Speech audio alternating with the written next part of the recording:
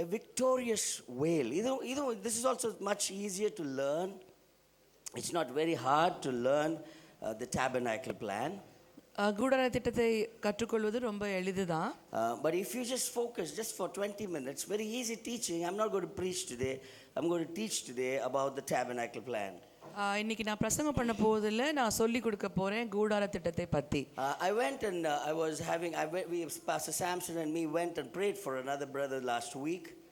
போன வாரத்துல ஒரு சகோதரருக்காக நானும் பண்ணெல்லாம் அப்புறம் வச்சுக்கலாம், எல்லாம் உள்ள வந்துட்டீங்கன்னா நல்லது. இப்போ பண்ணு எடுத்துன்னு வெளியே போயிட்டாங்க. இந்த சீஷர்கள் 12 கூடைகளை எடுத்துட்டு போற மாதிரி இவன் எப்போ மேலே வருவான், நம்ம பண்ணை எப்படி எல்லாம் உள்ள வாங்க பிரதர்ஸ். அவங்களுக்கெல்லாம் டேபர்னாக்கிள் பிளான்லாம் தெரிஞ்சுது. அவங்க யாரும் நேரம் டைரக்ட், அவங்களுக்கெல்லாம் டைரெக்டாக வந்துடும் நினைக்கிறேன். Amen, praise the lord. Good Friday அழுணுன்னு எங்கன்னா போட்டிருக்குங்களா? சந்தியா சொன்ன மாதிரி ஹாப்பி. என் மாமனார் எவ்வளோ எவ்வளோ அறிஞ்சு வச்சுருக்காரு பாருங்க. Happy good Friday. ஆமென். ஏன்னா எனக்காக மரிச்சாருங்க, அதனால தான் நான் இன்னைக்கு வாழுறேன். எல்லோரும் உள்ளே வாங்க. I want the people to come in. வாங்க வாங்க வாங்க. 12 கூடைகள் அப்புறம் எடுத்துக்கலாம் வாங்க. Okay. So I'm so happy that I have so many preachers who can preach the word of God so effectively in our church.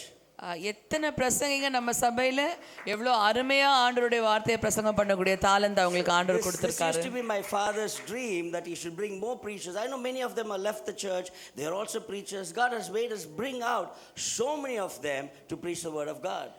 இதனுடைய தகப்பனாருடைய கனவா இருந்தது. அநேகர் வந்து சத்தியத்தை பேசணும்னு. நிறைய பேர் இல்லாம இன்னைக்கு இருக்காங்க. ஆனாலும் நம்ம சபையில இத்தனை பேர் ஆண்டவருடைய வார்த்தையை பிரசங்கம் பண்ற அளவுக்கு ஆண்டவர் எழுப்பியிருக்காரு. I didn't teach them, I didn't tell them what to do, I never told. We just gave the word. They meditate upon the word, they search for everything, and they wanted to make it good so that it can be received by you. Hallelujah. என்ன பேசணும்னு நாங்க சொல்லல, வெறும் வார்த்தை மட்டும் தான் சொன்னோம். அவங்களாவே ஆராய்ச்சி பண்ணி உங்களுக்கு எந்த வசனங்கள் பிரயோஜனமா இருக்கும் அப்படின்னு அதை நினைச்சு அழகா உங்களுக்கு தொகுத்து அதை கொடுத்திருக்காங்க. In the Old Testament, the pattern in the Old Testament is the one what we see in the New Testament through Jesus Christ. பழைய ஏற்பாட்டில் இருக்கிறதெல்லாம் ஒரு மாதிரி, அதாவது ஒரு அச்சு.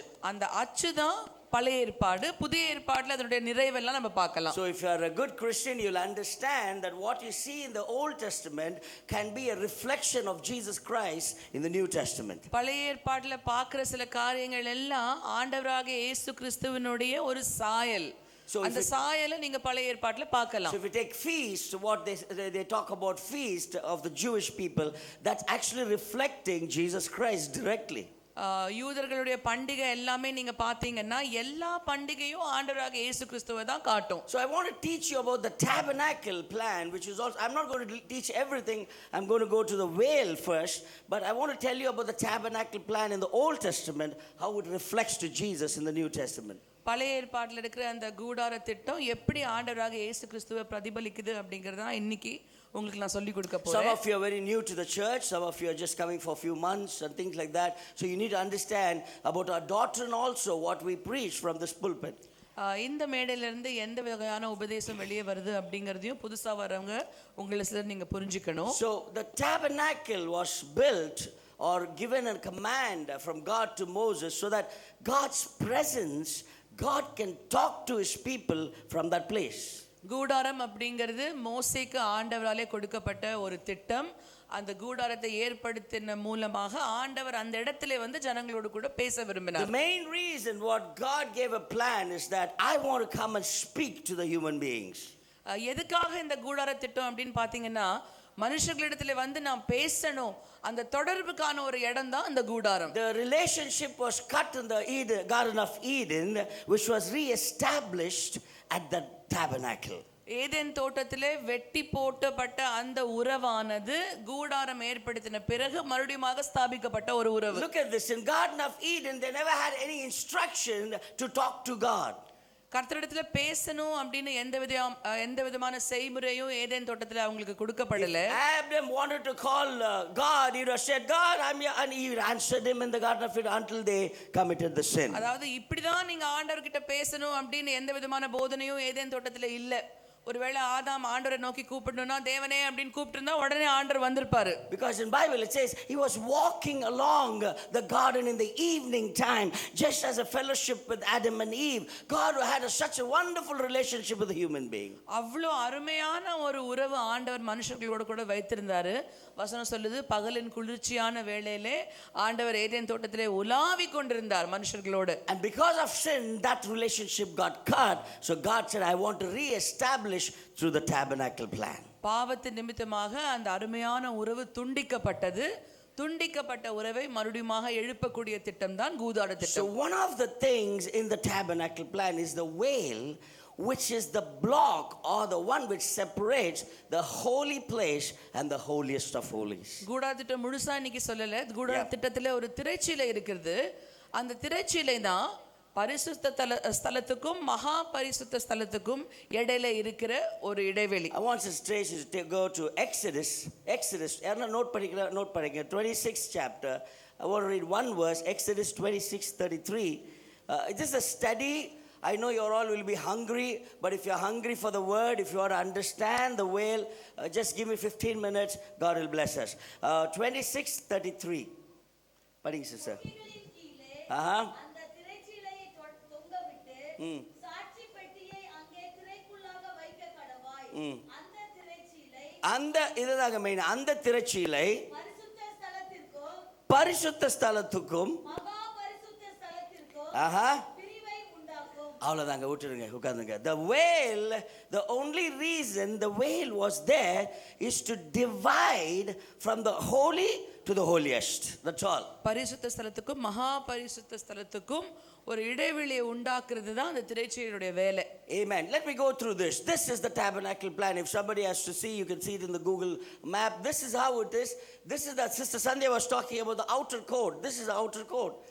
The people are outside the tabernacle plan. They'll be waiting there with their lambs, with their sacrifice. வெளி பிரகாரம் அப்படின்னு வெளியே பார்க்கறது தான் அந்த வெளி பிரகாரம். அங்கே தான் எல்லாரும் பலிகளோடு கூட காத்திருப்பாங்க. And then when they enter with their the sacrifice, the first thing they have is a brazen altar. அந்த பலியோடு கூட உள்ள பிரவேசிக்கும் பொழுது முதலாவது அவங்க அந்த தண்ணீர் நிறைந்த வெங்கல தொட்டி அததான் முதல்ல பார்ப்பாங்க. The altar. The altar. அந்த இடத்துல அந்த பலிபீடத்தை அவங்க பார்ப்பாங்க. So the first thing they come with the sacrifice and put it on the altar. They sacrifice, and the next one will be the brazen laver, where the blood will be there on the hands. They need to wash that in that water in that place. முதலாவது பலிபீடத்திலே தன்னுடைய பலியை செலுத்தி விட்டு அதற்கு பிறகு அந்த வெங்கல தொட்டிலே தன்னுடைய கரங்களை சுத்தம் செய்து கொள்வார்கள். I put the images so that you will remember this. It's easily. So this is the outer court. This one, that's the holy place, and the last one is the holiest of holy. So this place has got only two. One is the altar, another one is the laver. மூன்றாக இந்த கூடாரத்தை நம்ம பிரிக்கலாம். முதல்ல வெளி பிரகாரத்துல இருக்கிறது பலிபீடமும் தண்ணீர் நிறைந்த வெங்கல தொட்டியும். அடுத்தது you have the holy place.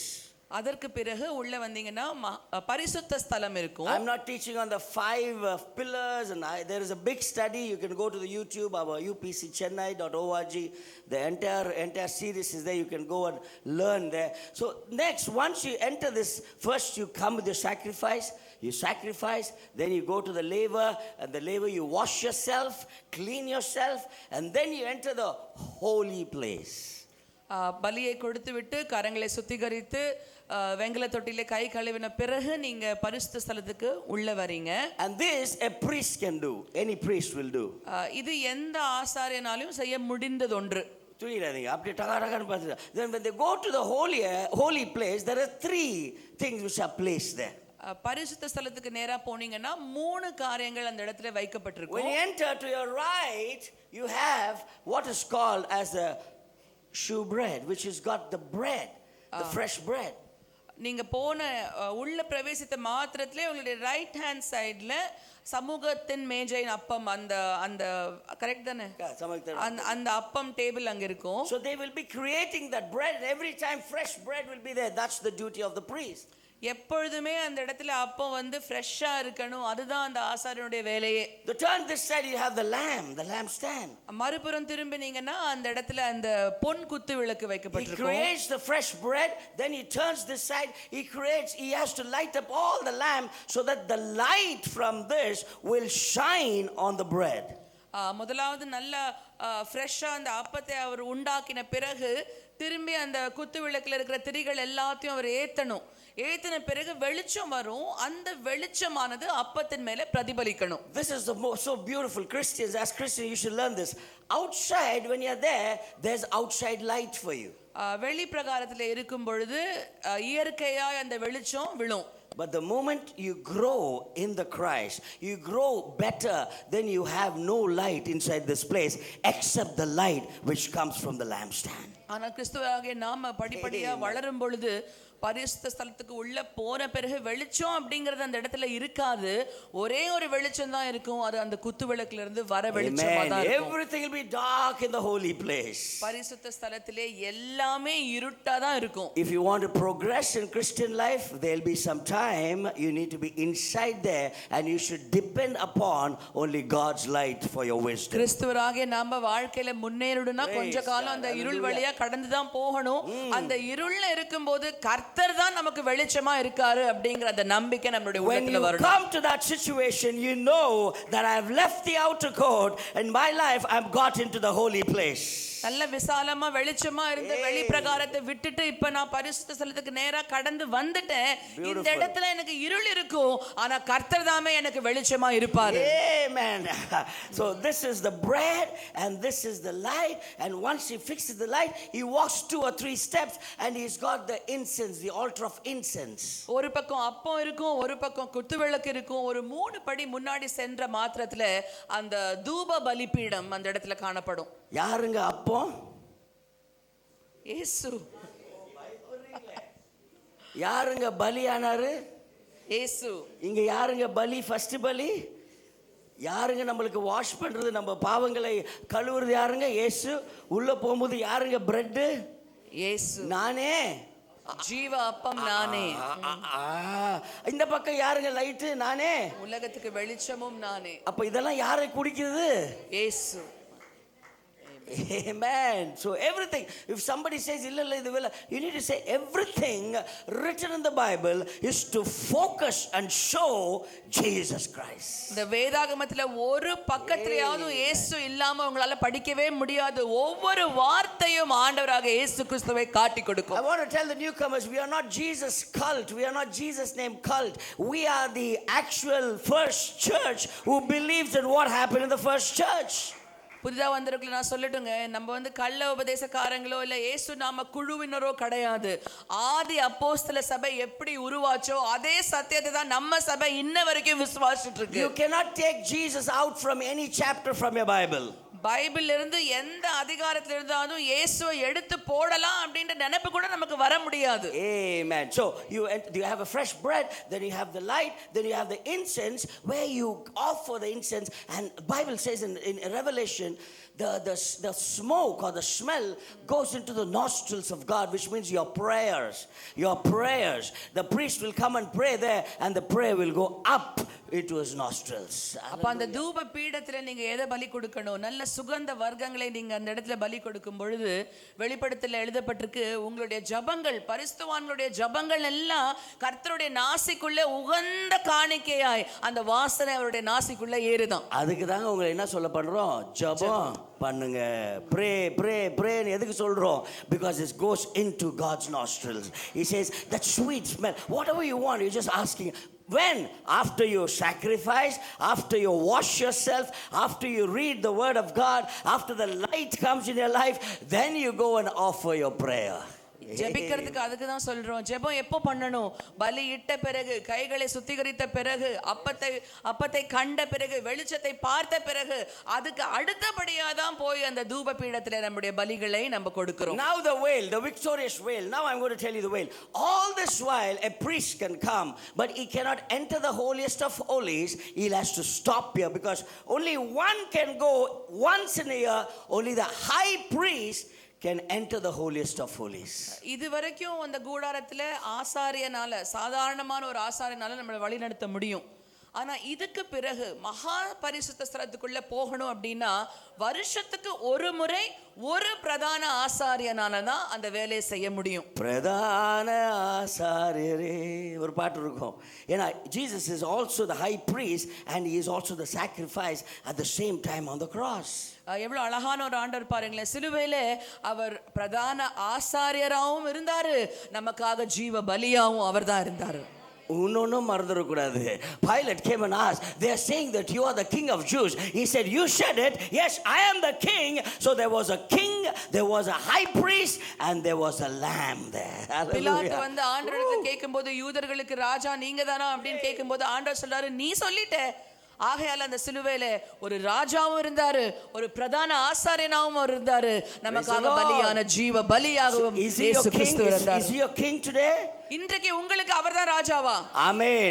Is he the lamb on the cross? Yes. உங்களுக்காக பலியிடப்பட்ட ஆட்டுக்குட்டி அவர்தானா? Is he the high priest who went inside the holiest of holy for you and for me? Who is it? Jesus Christ. உங்களுக்காகவும் எனக்காகவும் பிரதான ஆசாரியனாக மகா பரிசுத்த ஸ்தலத்துக்குள்ளே பிரவேசித்தது யாருங்க? நாம் ஆராதிக்கிற ஆண்டவராகிய இயேசு கிறிஸ்து தான். அதுக்கு தாங்க இயேசு கிறிஸ்து நாமத்துல ஞானஸ்தானம். உங்களுக்கு செய்ததெல்லாம் அவர்தான். அவர் நாமத்தை நீ தரிக்கலன்னா அப்புறம் நான் வேஸ்ட் தானே உன் life. Amen. So these are the 5. Then after this is the most beautiful thing. Now there is a veil which blocks the sinners and the holy one. அந்த இடத்துல ஒரு திரைச்சீலை இருக்குது. இந்த திரைச்சீலை பாவிக்கும் ஆசாரியனுக்கும் இடையில இருக்கிற ஒரு இடைவெளி. The veil is there to stop the sinners from entering the holiest of holies. பாவியா இருந்த யாரும் அந்த திரைச்சீலையை விலக்கிட்டு நேரா மகா பரிசுத்த ஸ்தலத்துக்குள்ள போக முடியாது. அந்த தடுப்பு தான் அந்த திரைச்சீலை. There were lakhs and lakhs of people outside waiting, but only one was able to feel the presence of God. லட்சக்கணக்கான இஸ்ரவேல் மக்கள் வெளிப்பிரகாரத்துல காத்திருப்பாங்க. ஆனா ஒரே மனுஷனாகிய பிரதான ஆசாரியன் மட்டும்தான் அந்த பிரசன்னத்தை உணர முடியும். But rest of them can't feel the presence. They can't see the Shekinah glory. They can't go in because they are sinners. Only one was able to go in. எத்தனை பேர் வாஞ்சியா இருந்தாலும் அவங்களால உள்ள போக முடியாது. ஏனெல்லாம் அவங்க பாவிகளா இருந்தபடியாலே அவங்களால ஷெக்கினா மகிமையை தரிசனம் பண்ண முடியாது. So what has to happen? The veil has to be broken. அப்போ பாவிகள் எல்லாம் ஆண்டவருடைய மகிமையை பார்க்கணும்னா என்ன நடக்கணும்? அந்த இடத்துல திரைச்சீலை ரெண்டாய் கிழியணும். So the veil which is stopping you and me seeing the glory or the presence has to be torn. அப்போ பிரசன்னத்தை பார்க்க கூடாதபடிக்கு நம்மை தடை செய்து கொண்டு இருக்கிற இந்த தடையான திரைச்சீலை கிழிக்கப்படணும். We went to Armenian church when we went for the comparative study. There was one person, he said the screen was put there and he said for you I will open the screen and you can see the statue there. You know, he says the screen is stopping you to see the presence. ஆண்டவருடைய மகிமையை தரிசனம் பண்ண கூடாத அளவுக்கு தடையா இருந்தது என்ன அந்த காலத்திலே? அந்த திரைச்சீலை தான்.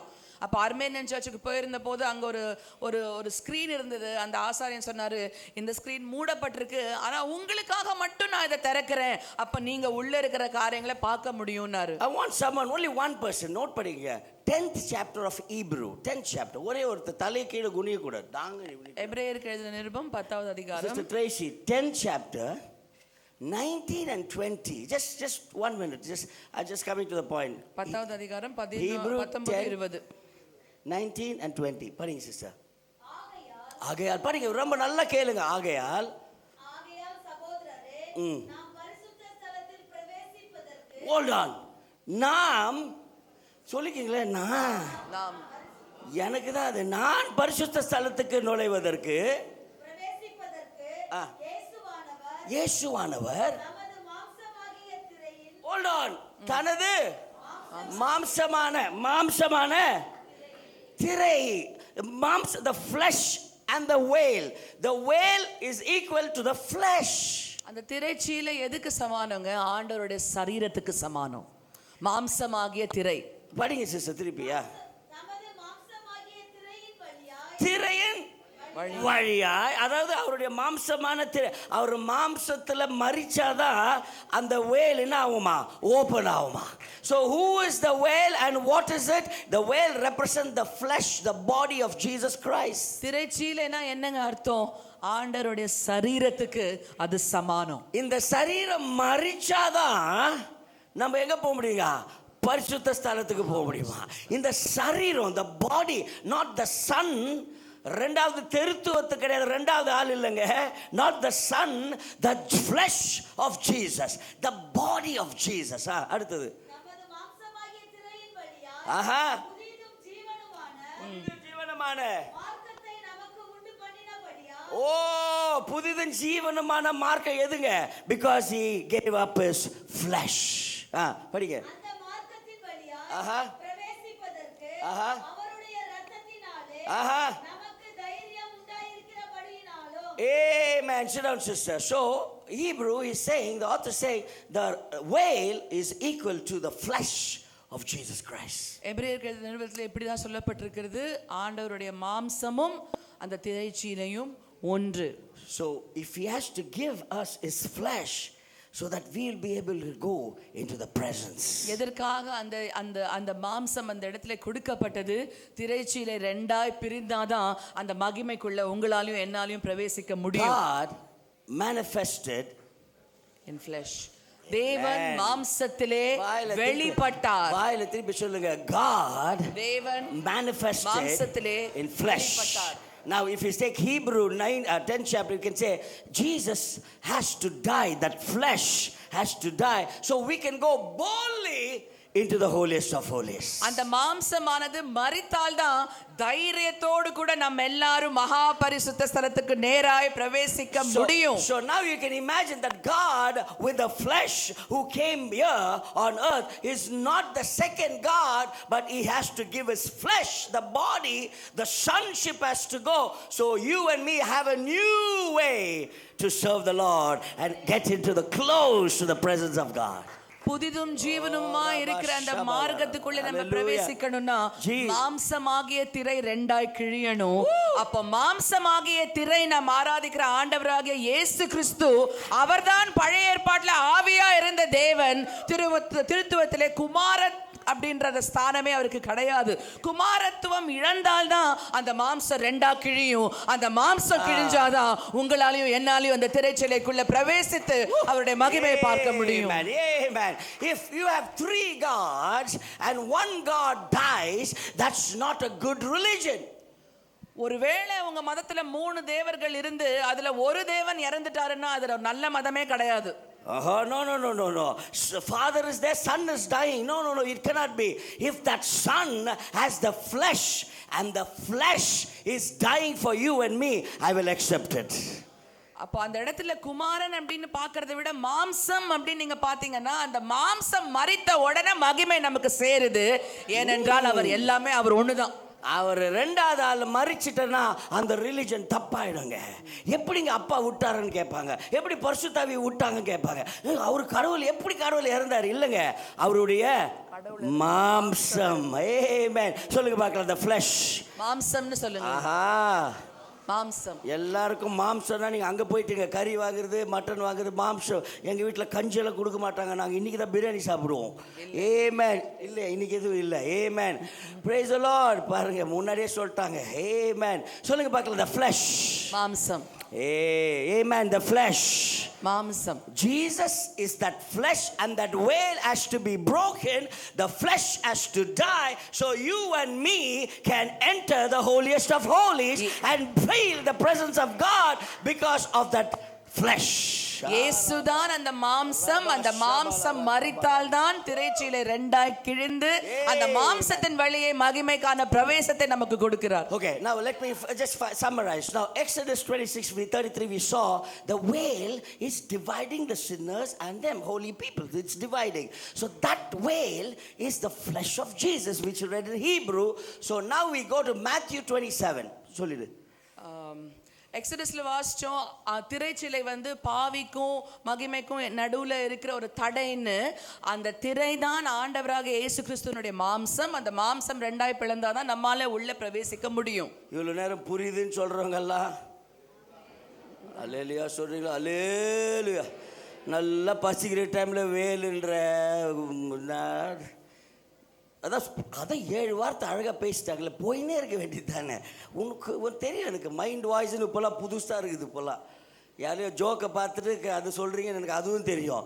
பாஸ்டர் நீ நிஜமாக மைண்ட் வாய்ஸ் நினச்சி பேசுகிறீங்க பாஸ்டர்ன்றாங்க. ஓஹோ, உங்கள் மைண்ட் வாய்ஸ் எனக்கு கேட்குது. If you learn this particular whale that's so victorious, that whale broke, that is why you and me are here. பிரசன்னமே பாடணும்னு உனக்கு பிரச்சனை எப்படி வருதுங்க? Because of the whale which was stoned that day. Hallelujah. Amen. 27 chapter, Matthew 27, I want you to read 52 and 53. மத்தேயு 27 52 53 வசனங்கள். கல்லறைகள் நல்லா கேளுங்க. கல்லறைகள் திறந்தது,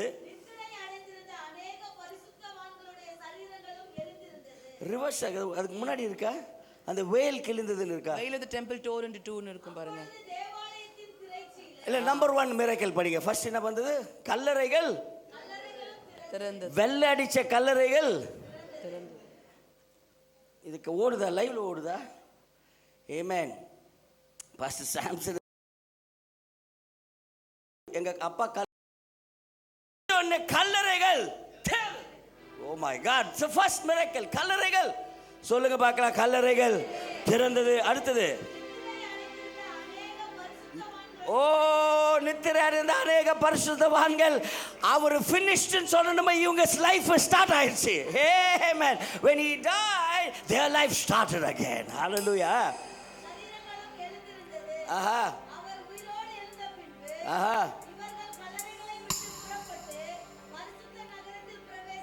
ஆஹா காணப்பட்டார்கள். அந்த திரைச்சலையே படிக்கலையே. அப்பொழுது என் கூட சேர்ந்து எல்லாம் சொல்ல, அப்பொழுது தேவாலயத்தின் திரைச்சீலை மேல் தொடங்கி எப்பங்க? when Jesus flesh and he said it is finished, the திரைச்சீலை, the flesh, when he was given up, the veil started breaking itself. முடிந்தது என்று தன்னுடைய ஆவியை ஒப்பு கொடுத்த மாத்திரத்திலே அந்த திரைச்சீலை மேல் தொடங்கி கீழ் மட்டும் ரெண்டாய் கிழிந்தது.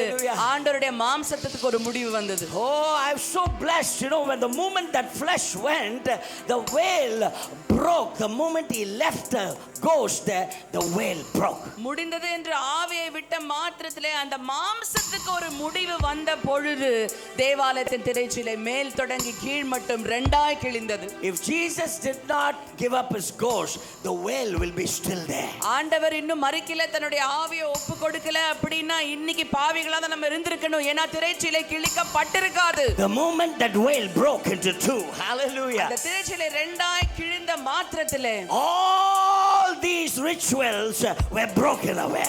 எல்லா சடங்காச்சாரங்களும் முறிக்கப்பட்ட ஒரு அருமையான நாளாய் அது இருந்தது. And a new covenant began. Hallelujah. புதிய உடன்படிக்கை அன்றைக்கு தொடங்கினது. Oh, if you repent and be baptized in the name of Jesus, you will be saved. அப்பொழுது நீங்கள் மனம் திரும்பி இயேசு கிறிஸ்துவின் நாமத்தினாலே ஞானஸ்தானம் பெற்றுக்கொள்ளும் பொழுது எல்லா காரியங்களும் நம் வாழ்க்கையிலே புதிதாய் மாறும். The victorious veil broke from the top to the bottom so that you and me can boldly enter into the holiest of holies and say, Lord, I love you, Lord. Amen. தைரியத்தோடு கூட மகா பரிசுத்த ஸ்தலத்துக்குள்ளே நீங்களும் நானும் பிரவேசிப்பதற்காக தான் அந்த மகிமையான வெற்றி பெற்ற திரைச்சீலை ரெண்டாய் கிழிந்தது. அது கிழிந்த மாத்திரத்திலே கர்த்தருடைய பிரசன்னத்துக்குள்ளே உங்களால நுழைய முடிந்தது. You and me can go in and ask and talk to God and say, yes appa, yes appa, yes appa. How it happened? The veil broke into two. எப்படி அந்த புத்திர ஸ்வீகாரம் வந்தது உங்களுக்கும் எனக்கும் அப்பான்னு கூப்பிடக்கூடிய அளவுக்கு திரைச்சீலை ரெண்டாய் கிழிந்தது நிமித்தமாதான் அந்த தைரியத்தை ஆண்டவர் உங்களுக்கும் எனக்கும் உனக்கும் கொடுத்திருக்காரு. You know, when you go to the holiest of holies, you see this there. மகா பரிசுத்த ஸ்தலத்துக்குள்ள பிரவேசிச்சு போயிட்டீங்கன்னா இந்த அருமையான இந்த உடன்படிக்கை பெட்டியை நீங்க பாப்பீங்க. Aaron's rod, the manna, and the most beautiful thing, the mercy seat. ஆரோனுடைய துளிர்த்த கோலும் மன்னா நிறைந்த பாத்திரங்களும் அருமையான அந்த கிருபாசனத்தையும் உங்களால அந்த இடத்துல பார்க்க முடியும். The mercy you get the mercy only when the veil is broken. கிருபை எப்போ கிடைக்குங்க? கிருபாசனத்துக்கு கிட்ட போனாதான் கிருபை. அந்த கிருபாசனத்துக்கு கிட்ட எப்படி உங்களால போக முடியும்? தேவாலயத்தின் திரைச்சீலை மேல் தொடங்கி கீழ் மட்டும் கிழிஞ்ச பிறகுதான் உங்களால கிட்டயே போக முடியும். The flesh, Jesus is the flesh. Jesus is the flesh. The relationship to his Father is the Son, but the flesh has to die so that the veil can be broken. உறவின் ரீதியா குமாரன் தான். ஆனா அந்த குமாரன் வந்து மாம்சத்திலே வெளிப்பட்டதனாலே அந்த மாம்சத்துக்கு ஒரு முடிவு வந்தாகணும். அதுதான் அந்த திரைச்சீலையின் கிழிதல். You know what it gave to us? It gave direct access to Lord Jesus. திரைச்சீலை கிழிந்த மாத்திரத்துல என்ன கிடைச்சது தெரியுங்களா? ஆண்டவர்கிட்ட நேரடியா போகக்கூடிய ஒரு தைரியம், மத்தியஸ்தம் இல்லாம. Number 2, every time, எந்த நேரமானாலும் ஆண்டவர்கிட்ட நம்ம தைரியமா போக முடியும். ட்ரெயின்ல உட்கார்ந்திருந்தாலும் சரி, ட்ரெயின்ல உட்கார்ந்திருந்தாலும் சரி, காரை ஓட்டும் போதும் சரி, ஆண்டவரே இயேசுவேன்னு சொல்லும்போது any time you can be in the presence of God. எப்போ வேணாலும் ஆண்டவருடைய பிரசன்னத்துல நீங்க போகலாம். Number 3, to anyone. மூன்றாவது, எல்லாருக்கும் ஆண்டவருடைய பிரசன்னம். எந்த ஜாதி இருந்தாலும் பரவாயில்ல, எந்த மதமா இருந்தாலும் பரவாயில்ல, நீ நினைச்சினா இயேசு கிட்ட வந்தினா anyone can get in the presence. He removed the rituals and there was the presence of God, and finally you find mercy seat. அந்த இடத்துல இருக்கிற எல்லா சடங்காச்சாரத்தையும் ஆண்டவர் உடைத்து எறிந்து அவருடைய பிரசன்னத்தை பிரவேசிக்கும்படியாக உங்களுக்கு எனக்கும் அந்த கிருபாசன தண்டை போகிறதான தைரியத்தையும் அதிலிருந்து புறப்பட்டு வருகிற கிருபைகளையும் ஆண்டவர் கொடுத்தார். So we serve a God who is a God manifested in flesh, and that flesh is the vested in flesh veil which he gave for us so that we can enter the holiest of holy. But God is only one. I want you to read this. எல்லாரும் எடுத்துக்கங்க. 1 Timothy 2nd chapter. 1 Timothy 2nd chapter. இரண்டாவது தமிழ்லயே இங்கிலீஷ்ல படிக்க போறோம். இரண்டாவது அதிகாரம். I want the children to be ready so we can have them. 1 Timothy 2:5 2:5 2:5 6 தெரியல, தமிழ்ல மாதிரி இருக்கும். படிங்க சிஸ்டர். ஹோல்ட் ஆன் சிஸ்டர், எல்லாம் பாருங்களேன். யாருங்க தேவன்? இது நியூ டெஸ்டமெண்ட்ல, சரிங்களா? இது நியூ டெஸ்டமெண்ட்ல எழுதி இருக்கிறதுனா தேவன் மூவரேன்னு போடல, தேவன் ட்ரினிட்டின்னு போடல, தேவன் 4ன்னு போடலடா நத்தானியல். தேவன் ஒண்ணுதான். ஆமென். தேவன் நல்ல சத்தமா சொல்ல, தேவன் ஒருவரே. பின்னாடி முன்னாடி பக்கத்துல நடுவுல தேவன் ஒருவரே. Deuteronomy 6:4 என்ன இருக்குதுங்க? இஸ்ரவேலே கேளு, தேவனாகிய கர்த்தர் ஒருவரே கர்த்தர். நியூ டெஸ்டமெண்ட்ல என்ன மாறி வருதுங்களா? 3ன்னு வருதுங்களா? இல்ல, தேவன் ஒருவரே. அடுத்தது, தேவனுக்கும் மனுஷருக்கும் மத்தியஸ்தர் ஒருவரே. மீடியேட்டர், இந்த வேல் யாருங்க? ஒண்ணுதான். அடுத்தது,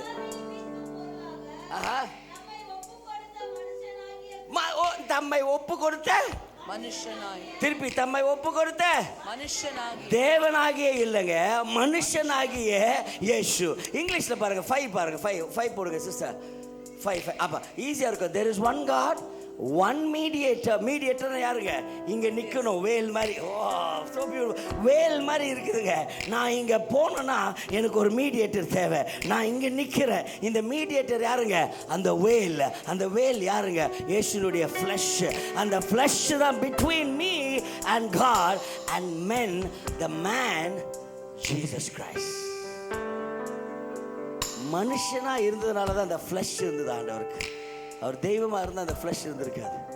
How beautiful it is. So you can enter the presence and God, you can have the fellowship with this God.